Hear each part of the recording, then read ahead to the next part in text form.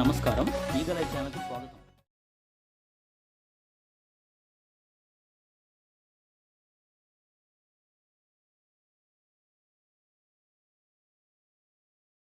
భావజాలంలో వచ్చే ప్రమాదం, దాన్ని వాళ్ళు ఎంత సీరియస్గా నడుపుతున్నారో మనం అర్థం చేసుకోవాలి.